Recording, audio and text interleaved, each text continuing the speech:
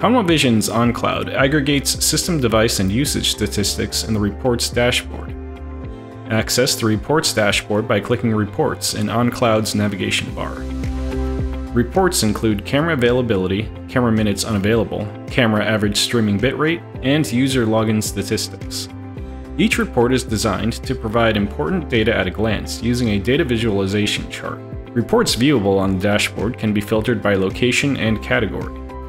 Individual reports can be refined by cameras, if applicable, at a certain location and time range, and with the average set to a specific interval.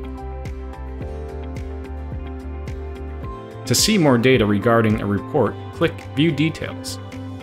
Data used to create the report will be available in a sortable list below the chart. When viewing an individual report, return to the Reports dashboard by clicking the X in the top right corner of the page.